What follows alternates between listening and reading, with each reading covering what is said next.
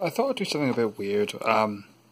There's a lot of Yu-Gi-Oh! From scratch. I thought with the new set out-ish, probably out next week, we would try Magic from scratch. Now, this is the new Elspeth Planeswalker deck. It has been opened because I didn't think about doing it until after I opened it.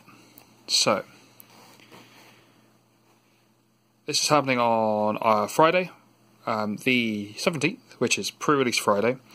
So I have picked this up, and it's got its 2 boosters in the back open. So what we're going to try and do, with a very small budget, essentially it's going to be a budget of one of the theme boosters, if I can get them, or an equivalent, and seeing if in a small space of time, can you upgrade this deck into something that's actually relatively competitive for FNM.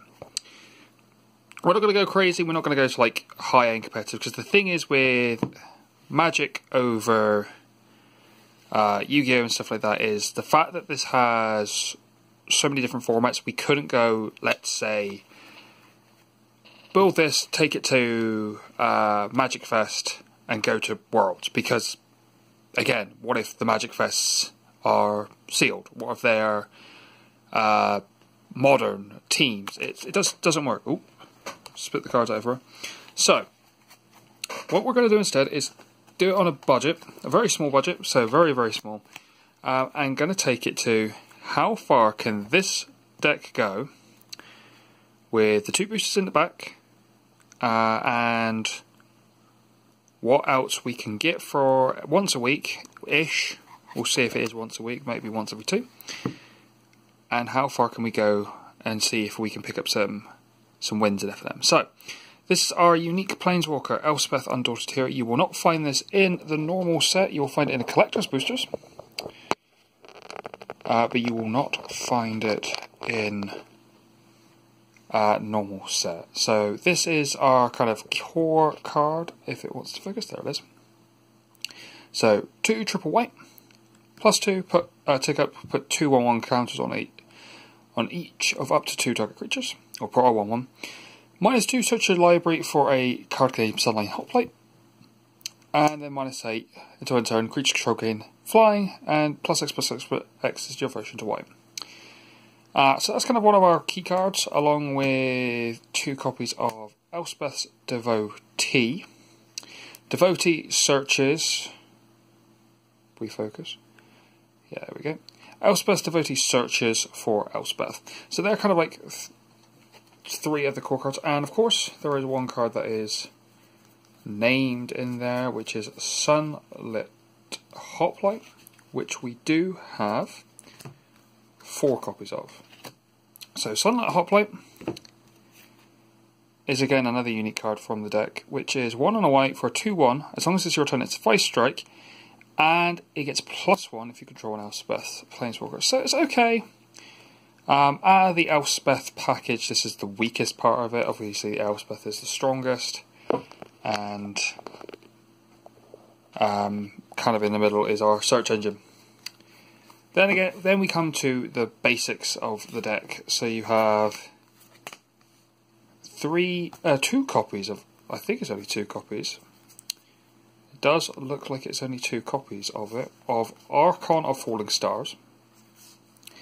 It's actually a pretty decent card. When it dies, you return target or enchantment from your graveyard to your battlefield. In this deck, there are a few enchantment creatures as well as enchantments, so it's not too bad.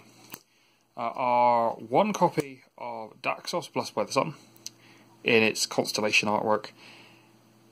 This is the first card I want to see more copies of in the deck. So what we'll probably be doing is we'll probably be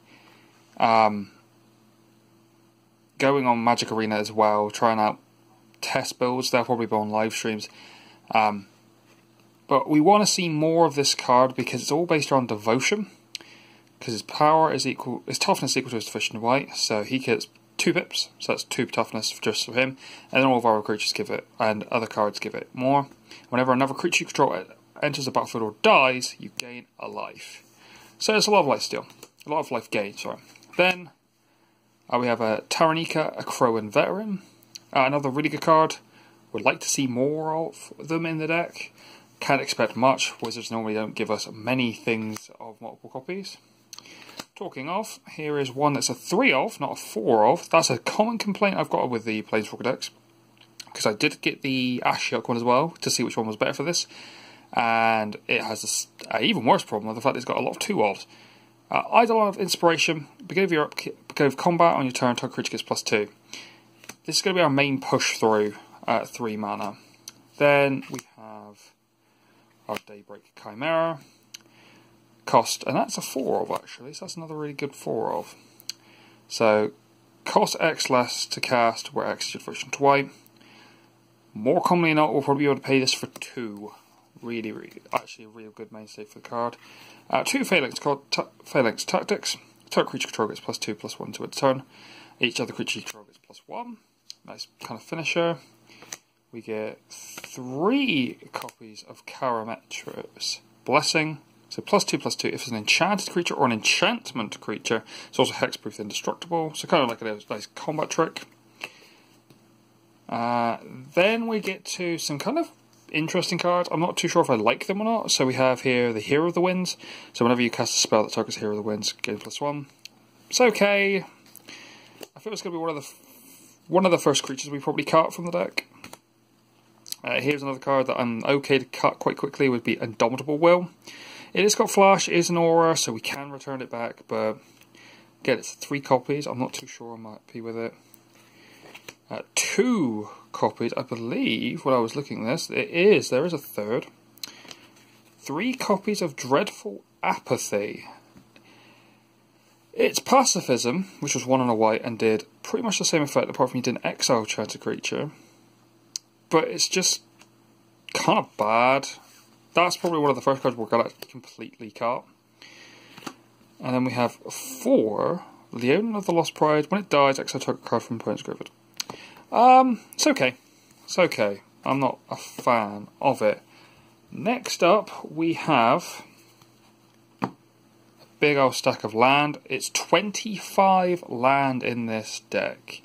Another big thing we'll be doing is we'll be cutting this down to around 23. 25 is way too many for the deck. Way too many. You do not need 25 in this deck. So that is where we are with that. Now, in a Planeswalker deck, you get boosters. Now, they have been opened, so apologies on that one, but what we can do is we can look through and see if there's anything of use for our deck. I'll take out lands, I'll take out tokens, and I'll put our uncommons to one side. So we can look through our commons, see if there's anything good, look through our uncommons, see if there's anything good, and then look through our rares. So starting off, major thing is we do not want anything that is outside our colour. The thing we want to do straight away is try and keep inside our colours. So Nyxborn Cursor is actually not bad. 2/4 for 3 mana. I think we could probably play this. It is a vanilla, but it's an enchantment creature, so we can return it with some of our enchantment replacements.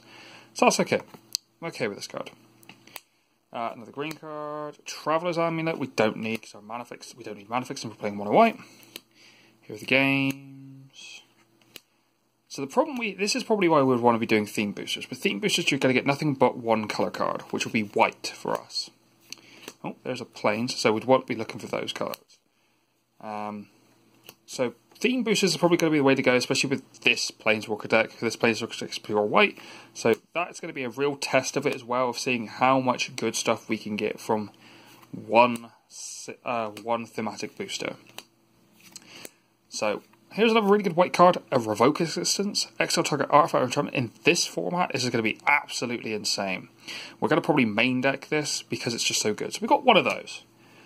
So, of 2 boosters, we've got 2 commons we can probably... 1 common we're definitely playing, and 1 we could potentially play. We will see. On to the uncommons. We have Rise to Glory. One day, we could, if we can splash black, if we can get some good cards for black, this might be a good card for us. But right now, we're going to probably stick clear of it. Favourite of Iroas, or Iroas. It's okay. I think we could potentially splash it. I think we could potentially play it as a replacement for one of our cards. So that's a yes. Banishing Light. Enter battlefield. Exile target online permanent endpoint controls until it leaves. This is going to be one of our removal spells. We will be playing this in. Absolutely. A foil uncommon in Shimmerwing Chimera. It's blue, unfortunately, means we can't use it. Clicking to Dust, same deal, it's black. A Maya Triton, it's black. Another copy of Archon of Falling Stars. This is really good. Another copy of this. It's 6 mana, yeah, but at the same time, it's a really good card for us. So we will be playing that third copy. Then we get to our rares. We got the first Arowan Games, a Green Saga, which, again, like I said, I've not got anything against splashing in the deck, if it wants to focus. There we go. I have nothing against splashing in the deck if we can get the fixing. And the thing is, with this deck set, I don't think we can get the fixing. This was a core set, maybe, but not in a main set. And our final one is Thrix the Sudden Storm. So a blue card, and a double pipped blue card.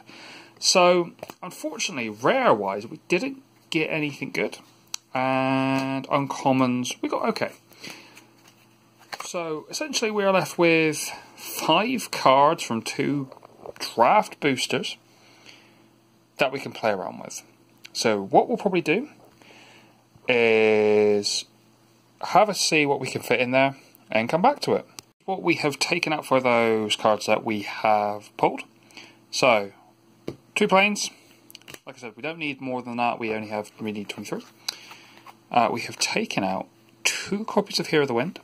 And then, I don't feel this is going to be good because it needs a spell targeting it. We're not got a lot. The base deck doesn't have a lot of cards to target.